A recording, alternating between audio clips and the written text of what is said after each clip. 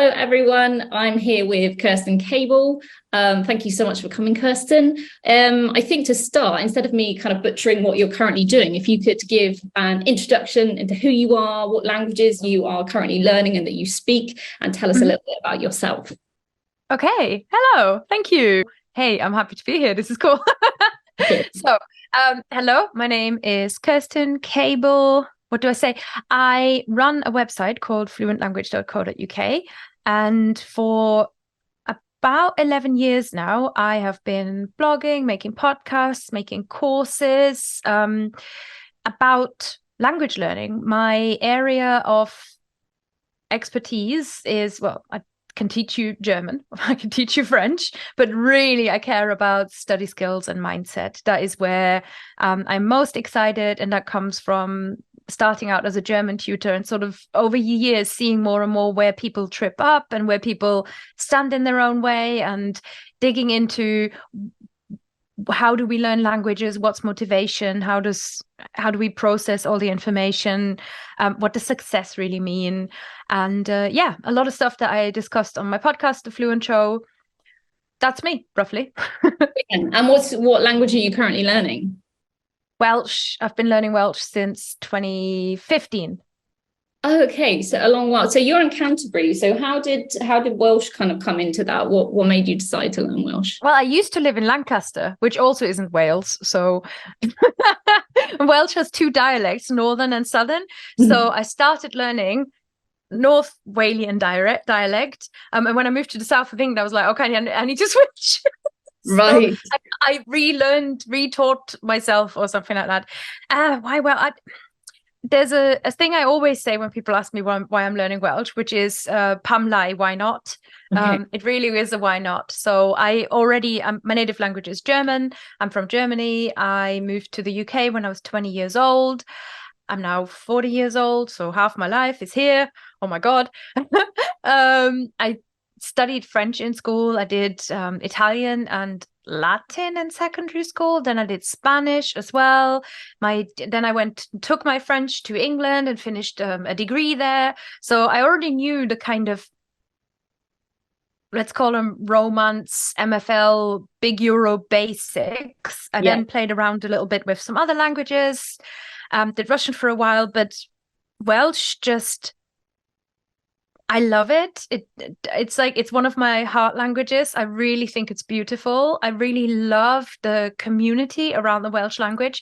I love the story, like the amount of education I have had about the UK and about England and how England is with some other countries, and like internal British like there is so much to Welsh. It is so fascinating. It is ancient, and it's gorgeous. So, and I'm a super slow learner, so just because I've been learning for 8 years, I have no standard for myself that I need to be at some kind of beyond C2 level. It'll come when it comes. And how do you get the chance to practice then? Is that something you do online mostly? Yeah, since COVID, the kind of local, in a village hall or at a university classes, one of them went online.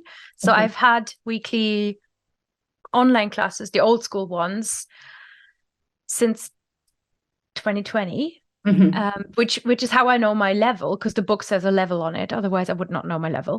And I do a little bit of kind of italki chatting. I've got some mates who speak Welsh. I will watch a bit of S4C. I can listen to the radio now and all that kind of stuff. And my favorite thing that I do is I try once a year to see if I can volunteer at a festival, some kind of festival there. So this year it was a festival in Cardiff called Tafwyl. So I signed up as a steward, which they need people to just be there, do the stewarding, and it's a Welsh language environment. So it's very immersive. You just get to hang out with people, chat to strangers. Wow. It's beautiful.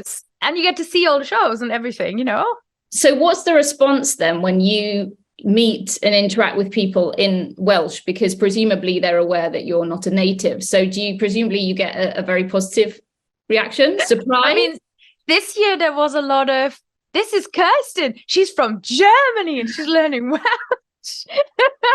A lot of that. And I'm like, yes, I just have a question about where the toilets are. Somebody thanked me. He said, thank you for learning our language, which I think is one of the most beautiful things that I don't know has ever happened to me in any language ever. There was just something about that really just went straight here. And I was like, oh my God, you don't need to bloody thank you. It's gorgeous. So once we're on that topic, then what would you say is your kind of driver behind learning language? What is the thing that makes you go every time, when we face those kind of obstacles in the learning, what makes you go, it's worth it, and you keep going? This is a difficult one to answer because I deeply believe in needing the intrinsic motivation. Right. I have high, what's called self-efficacy. Basically, I think I can do it. With languages, and that has transferred into other areas of my life as well, like sports and things. But essentially, I think I can do it. So a lot of the obstacles you described, they don't really hit me so bad because I've had other languages in the past where I'm like, I can just I just ignore it and just plow on, and then I'm like, I'll come back to it, make grammar mistakes for another year, who cares? Or I will be like, okay, I know how to fix this. Like, I know, okay, I need to get the book out, or I need to look it up and really look at what this rule is and just write these bloody endings down because I keep getting them wrong. So there is that. And then the other thing that you were talking about, like the motivation, what makes me want to learn a language, is a mix between wanting to do myself justice. Like with French, I've just learned it for so long and it was so much work and not always fun that it would be such a shame to let it completely fade. And the other side of it is, on balance, it just gives me so much joy. Like if it's not fun, I don't think I would be doing it because I really don't have to. That makes total sense. Yeah. And I agree with you about you can't generate the love, right? Yeah, you have to. For me, I had a real struggle with French for a long time, and there comes a point where you think, I've put so much work into it, I can't quit now, and it does eventually become worth it, but in the meantime it can be quite painful. Yeah, I mean, I have many languages that I've taken to some level and where I've then gone, yeah, now it's too much work, and that is that is a shame. I did Mandarin Chinese was my lockdown language.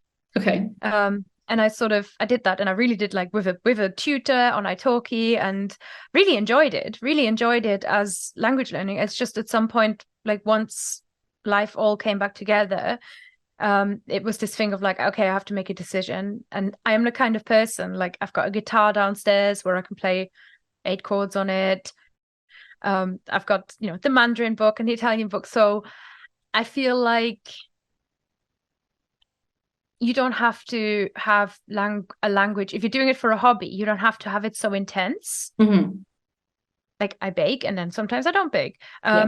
It's more like something that really becomes your, I want to say, like, your companion. Like your diversion and your companion and your pleasure that is accessible to you for your life, rather than something that you need to perform in. And that's how I think about it for myself. Yeah, that makes total sense. And I find that, the thing that so many multilingual people have in common is that kind of that being able to sit in the discomfort of not being an expert in something, especially I think the older people get, the fewer opportunities, or the fewer kind of times we set out to learn something new. And so when we do that, we go, oh, this is really uncomfortable. Whereas a primary school child is used to that because that's the only option. Yeah. You find that's the case? Yes. When I used to tutor German, I already started seeing that. And I think now, like, if I have somebody coming for language coaching and stuff, they're usually the most ambitious, the most achieving. It's like you're an overachiever, really, if you're doing that. And something that I know from, like, one of my German students was CEO of a huge company, like a millionaire, basically, like very highly accomplished. And the other, like, I had somebody who was a partner in a law firm, who's like very, these are established men, I think, who have kind of gone to to the top of some sort of a ladder that people imagine, or like for themselves, they're like, okay, this is cool, I've accomplished this. And I think there is something for some of us, to the challenge and the accomplishment that really gives you something psychologically. And I think this is not necessarily every multilingual person, but I think all of us, some of us really want that challenge. Some of us really look for that discomfort. And then I could come up with a whole men and women theory here, which I won't. But like, for some of us, it's more that. And I think that will make you more comfortable. But if you are such a high achiever and you have, like, I remember my lawyer client saying to me, like, I've always done well. I've always achieved. I've passed my law exams. I succeeded in my career. And this is one of the hardest things I've ever had to do. I've ever not had to, but it's one of the hardest things I've ever done. But there is a joy in that, and there is a satisfaction in that. And for me, I feel that way too. Like, I like it when it's hard because it means it's interesting. Absolutely. Yeah. And I absolutely agree. And it is sitting in that discomfort. And if you can master that, that's when you kind of break that barrier. Absolutely. Yeah. And not having it reflect on you. It means nothing about you. Yes. It means you're trying something hard. That's it. Exactly. And it's that thing as well of, perceiving that, have we failed to learn a language, or have we just paused in the process? Because failure and making mistakes is such a massive part of the process. It's impossible to avoid that. And so I think that's what I love about the multilingual polyglot world, is that everyone understands that. And so we're so tolerant of each other. It's completely normal. You don't get shamed for making a grammar mistake, which of course we sometimes do in our native. Very different to school and kind of what we are taught about how learning works in school and languages. And I think with a very science dominated really system that is kind of binary about either you get it right or you don't get it right. And in a language, there are certain parts of it where you could say, okay, either you're getting this right or you're not, either you're doing the ending right or you're not doing it right. But it's something that is made by humans, used by humans, and in that sense is different to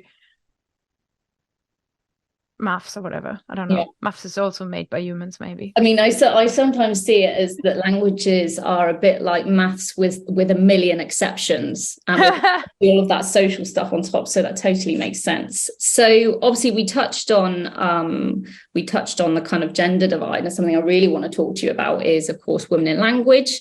If you wouldn't mind giving me a pitch, where it started, what it is, that sort of thing. Women in Language is the name of an online conference that I co-ran with two friends, Lindsay Williams and Shannon Kennedy, as it stands now, from 2018 to 2022. Mm-hmm. Yes, we did it 5 years in a row. We had over 100 speakers speak at Women in Language, way over 100, because I think I counted that in 2021. So, and it was a live online event running for usually 4 days, round about the date of International Women's Day. And the way it came up, it was kind of Lindsay who really came up with the idea of doing an event, but what the kind of landscape was that we tend to have, like, I think guys in this world a little bit more comfortable turning a camera on themselves and saying, this is my system, method, and good way to do things, which then resulted in a world where we had a lot of like, so-and-so has this system, is this the best system? And then these what for me have always been tedious debates about what's the best way to learn a language, as if there's a best way. And the idea that there are kind of authority voices that we should look to for the best way. So it wasn't really about gender as such, but what that world resulted in was a dialogue, a narrative around language learning that I didn't recognize myself in and that I wasn't comfortable in. And and then the bigger picture of that is that we were, I think, at some point at risk of creating a world where we have like authority figures. And these authority figures, of course, are the guys. because that's just the way the world is built. And I mean, I've grown up in a pretty sexist environment. I've grown up in the countryside in Germany, and it really, like, my family background, there's some stuff in there where I look back now and I'm like, oh, I'm not actually dumb. That was just sexist as heck. So I think it also comes with, certainly in my 30s, I had this like awakening of starting to look around myself and going, oh, hang on. There's just guys everywhere, and everyone is listening to just the guys. And the reason for that is often like that. Well, the reason that people say on the surface is true is women don't put themselves forward. Mm-hmm. And we certainly felt when we first started talking around this idea of an event, like something that I strongly felt was that if women don't put themselves forward, then we're just going to go and invite them. And we're just going to ask them, because there's a difference between, do you think you have something important to say, which makes a woman shrink in a way that a man doesn't? Whereas we think you have something interesting to say, what is it that you want to say, is a whole different thing. Yeah. And what we didn't realize we were doing with Women in Language, which we then designed as a conference where all the speakers are not guys. Mm-hmm. So we've had transgender speakers, we had non-binary speakers, but we just went, okay, so if you are, I don't want to say cis male, but for shorthand, I'm going to use that description. So if you're a guy, basically, you can come and watch. You can come and watch. I'm just going to have a conference where all the speakers are women, or like, you know. Yeah, I think for all the speakers are women. And that created a space where suddenly we didn't have that presumed authority voice. And it felt like you're suddenly not designing your program around the big names, because then it made us realize, really, like, the big names are guys. The big names are guys. And it just made everything different, because we somehow shifted the balance slightly, and created a whole different event. So that was a very long speech, and I don't know if it answered your question very well. No, it absolutely did. I think, you know, from what I understand about it, is that so much of that, when the onus is put on women to change the system, we kind of end up in that kind of Sheryl Sandberg lean in, and we're asking women to ascend to a system that's been designed by men that suits perhaps men's willingness to put themselves forward. So what we're doing is we're asking women to behave in the way men do. And I think what I can see is what Women in Language does is it goes, when this isn't a replica of what is being done in the mainstream for women, it's something that is considered and very carefully curated to suit stuff that is unique to our experience. And I think that's why it's so unique. You know, the fact that you have you strive to have new speakers. You're not kind of seduced by the idea of the big names. So you get a variety of speakers. The fact that it's ring fenced, right? So it's a safe space. It's not, you know, if we think of the kind of increase in abuse online that's directed at women versus men, that kind of addresses that. And there are so many things that make it such a wonderful event. And of course, the fact that it's always purely been online, which means that you get such a greater array of people who wouldn't necessarily have been able to travel there in person. And that's not to say that we haven't done our learning, like done some learning and had our own improvers. Absolutely not. Like when we did the first one, it was so interesting, because when we did the first one, so proud, oh my God, we put this thing together, you know, you still can't believe that this even happened. And I just remember it was the first time I felt at an online event as excited and as buzzy as you feel at an in real life event. It was amazing. And then afterwards, the feedback forms came in and it was like, oh, this is going to be the best reading. Everyone's going to tell us we're the best. Oh, great. And there was things that people were pointing out, and something that really was pointed out was like, a lot of your speakers are white women. And it was like, oh yeah, because we started with our own networks, which clearly needed improvement. But it was like, because I think the first one, we really invited speakers. We didn't do open call for applications. And I can talk about the problems with open call for application and all that kind of stuff.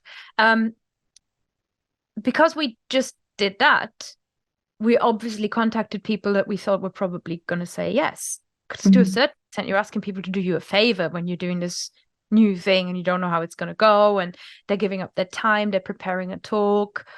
Who knows if anyone's going to actually show up, right? So it's different, the first one, but that was a real point about diversity. And we paid lots of attention to it afterwards. We really made sure. And one thing that I think we always had a lot of nationalities, but what wasn't so obvious and clear to me was that visuals matter. And this isn't just a box ticking thing. Mhm. It really, that matters, to bring your diversity in visually too, because we often say like we need to see what we want to become in the world, and that's not just about whether you have boobs or not. So that was interesting, and really helpful, and something I would so say was a really good decision that I loved. A lot of people were saying like, oh, you should have this person speak, you should have that person speak. So we kind of formalized that, and we opened nominations. I So think for the that's such a second, brilliant idea, because I it think was so women good. are so good at championing and promoting other people and seeing, something that they also possess, but they can only see it in the other person and not themselves. So Yeah, that's such a brilliant feature. because yeah, and it really made me aware of how like blind I can be in my own network. Is Mhm. something that I need to and should work harder to overcome, because otherwise, like we had a lot of Germans at the first one. We had like disproportionate amount of Germans. Why is that? Because one of the organizers knows a load of Germans because she's German, you know? So it's not just like diversity has many looks, has many different things. But once you opened it up into nominations, it was great because everybody who came then became our extended network and Mhm. awareness. And it really felt different, to just have this like amazing list of people. So then we would um, contact all the nominees at some point and say, hey, do you want to speak? Are you interested in this? Um, and then see where we went from there. But it gave us a whole different list, and it makes you discover. We talk about echo chambers and Yeah. social algorithm. It makes you discover so many amazing content creators that you've never ever heard of. Different Mhm. ages, different backgrounds, excuse me, different languages that like none of us might be learning primarily. It was just amazing. It's Yeah, it's just kind of amazing. that double-edged sword of social media, isn't it? In the sense that, it's created such an amazing community for multilingual people, polyglots. But at the same time, it's still, because of the algorithm, it can really limit what we see. So it's really great seeing changes there. I mean, in terms of women in language, what would you say have been the massive positives that have come out of it? And what do you think other event organizers could learn from the way that you three have operated? I hadn't anticipated as an organizer how much women in language would mean Mhm. to people, because we sort of did it for ourselves to a certain extent. It's like, that would be cool. This is something we'd love to see exist in the world. That's why we're making it, which gives you a really good like you can always reply to any criticism then, because it's really, you're saying I'm making this,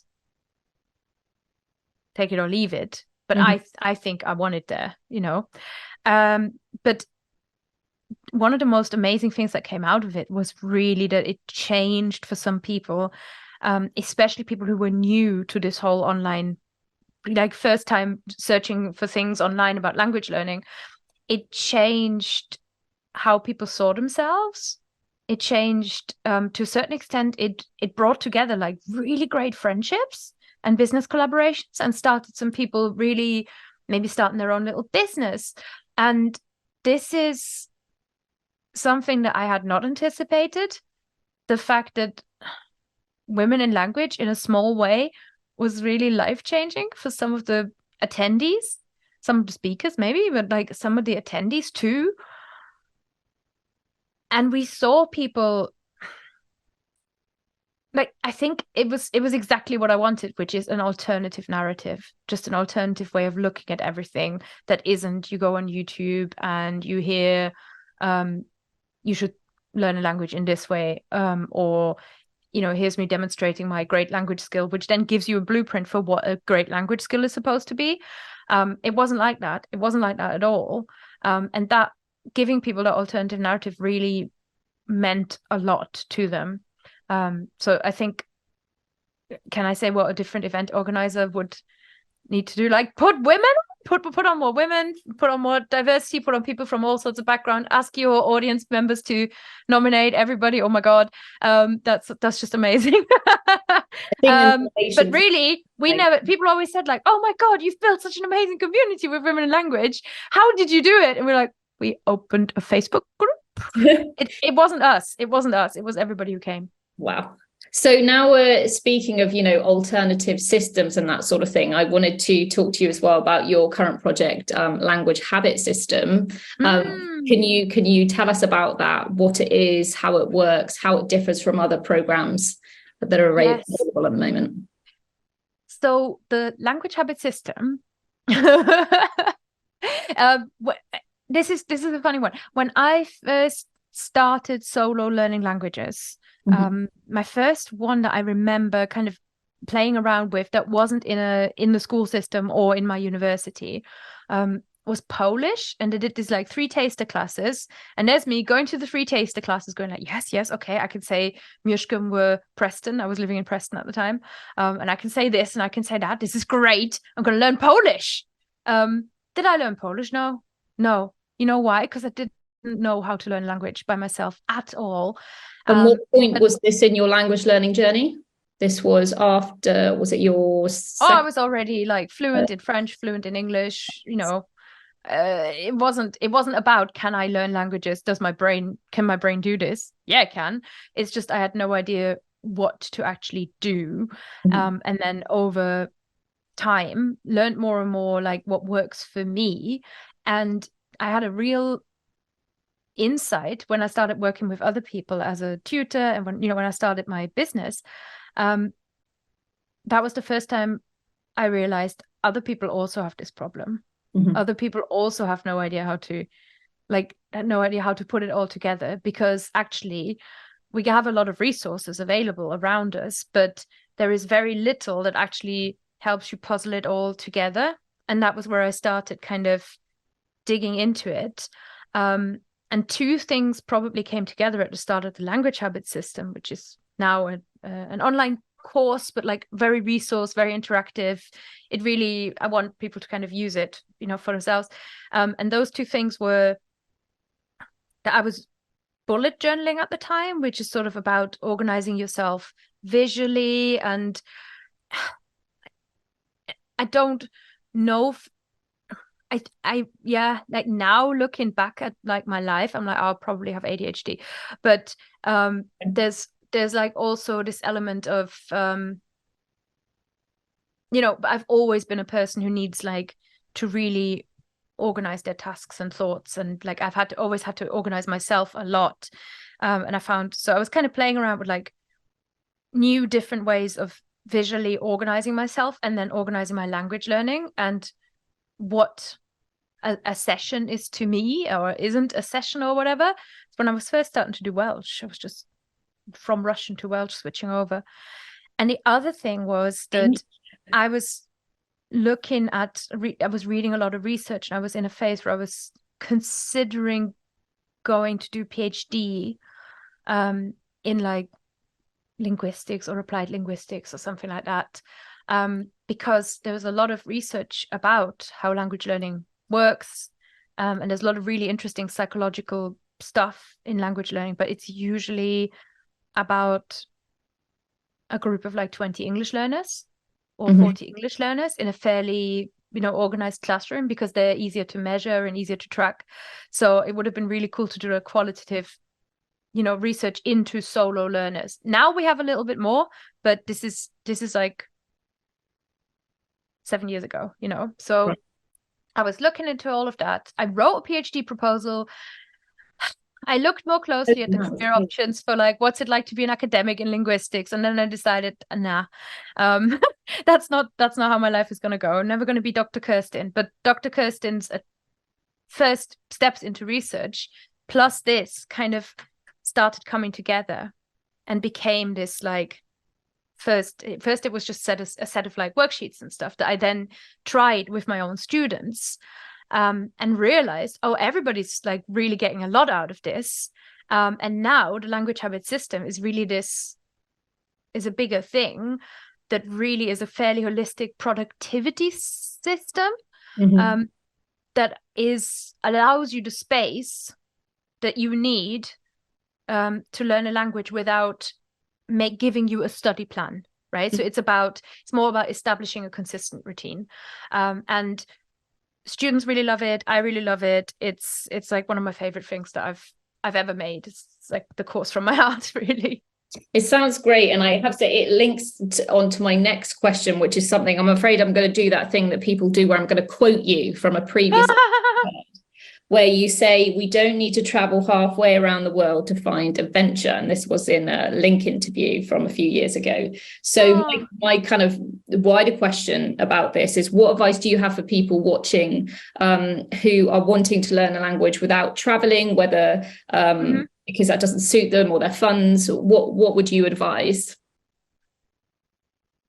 Well, it depends on what language you are wanting to learn. It entirely depends on that. If it is a language that is spoken by lots of people, then there is a good chance that there is a lot of migration in that community as well. And you're probably going to find native speakers around you.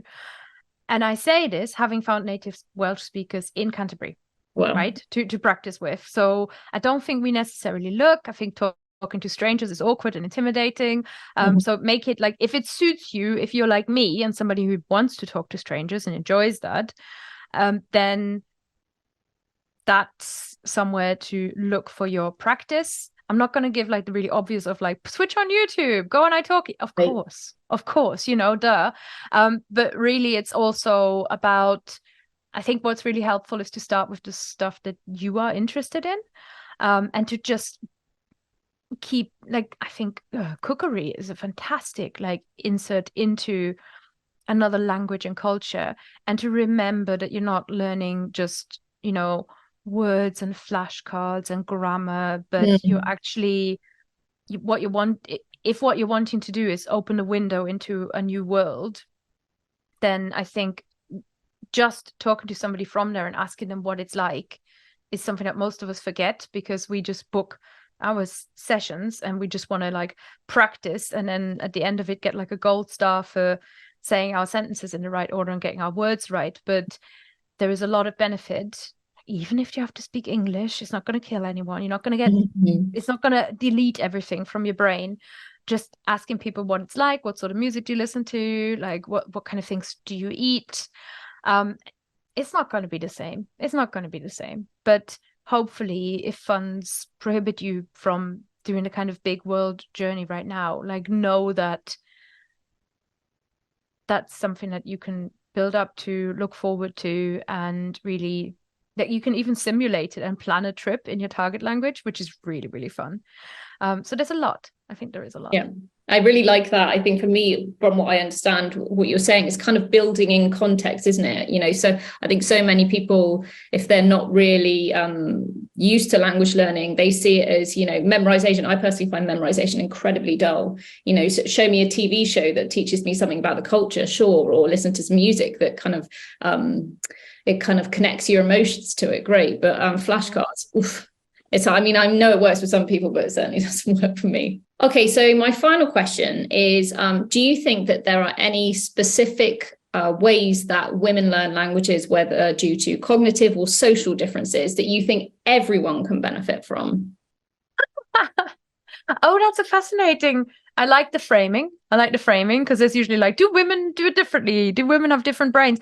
No.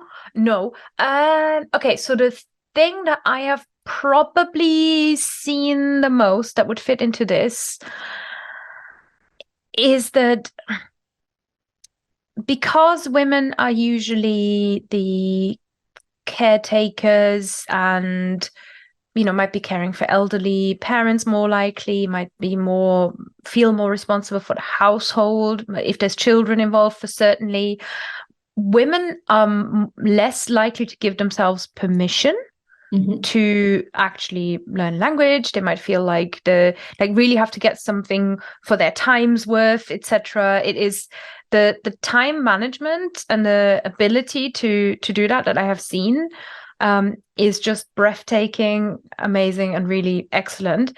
That doesn't mean every woman has to be great at time management. Starts with me. Like, we don't have to be, but certainly this is due to circumstance. This is due to circumstance. I think women, if anything, and this is very much a slight tendency, and I really wouldn't say like that this is better, but maybe I've seen more of a kind of a thing that I really like for people who've got a family, etc., which is this consideration of my learning and all the people around me, and trying to get people together and to do things together, so that you don't. I think it comes out of sometimes a feeling that you have to give some of this thing that gives you joy, like, to other people, or wanting to give that. But the benefit is really like it just benefits everybody when that happens, and it's not you like finding that way where it's not you imposing your nerdy thing on everybody else, but where everybody gets involved and it's more playful. The thing that I see coming out of that is that it becomes more playful, it becomes more free, and there is a bit less of this kind of performance focus that personally I'm not a big fan of. And my experience has been that in the from a long-term perspective, it doesn't actually make you that much better at languages. And that sounds, like such a beneficial thing, especially if you come from a monolingual family or environment. If you can spread that joy for languages, then that's ultimately what we all want. Yeah. And especially, obviously, you probably kind of operate in a multilingual environment despite being in England, but obviously as we know that English are less kind of likely to learn foreign languages for a number of reasons. But have you found that because of who you are and because of your interest that you have naturally gravitated towards people who are more interested in languages? In my personal life? In England, yeah. No, I live in England.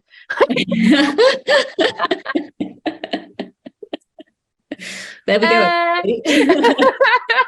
I don't know. I don't think I've ever. No. When I meet other people who come from a different country, I think we bond and connect and understand each other differently. But no, really no. Like, sometimes I will run into, especially here in Canterbury, much more than I did in Lancaster, maybe because we're closer to the continent. I run more into people who are fluent German speakers, like Brits who are fluent German speakers, and then we'll just chat in German. I find it amazing. But actually, I personally don't enjoy this kind of way it makes me like, it gives me like a monitoring role that they expect me to have in the relationship, and it makes me do like a job then that I should want to do and didn't ask for, and I quite like going incognito and all that kind of stuff. Now, do I find myself having accidental dinner party rants about languages is a different question. But no, I don't have lots and lots of friends who are all just like, where the thing we have in common is language learning. Like, I like to go sea swimming. I've got friends that like to go sea swimming, and that's not language friends and all that stuff. yeah, year round as well. It's a wow, the challenge and discomfort. Here it is again. Yeah, that's very, very good for your health. So that's great.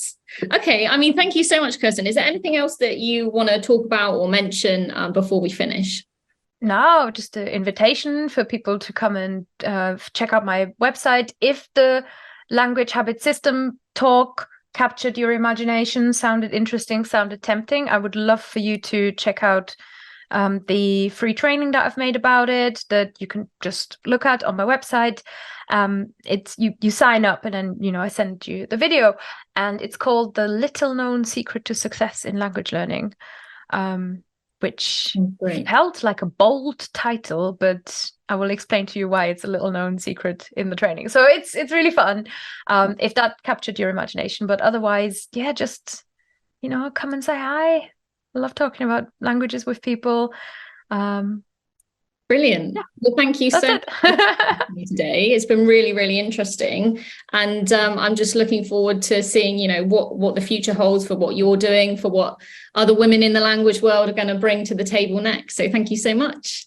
Sure. I mean, thanks for having me. Thank you. All right. Bye.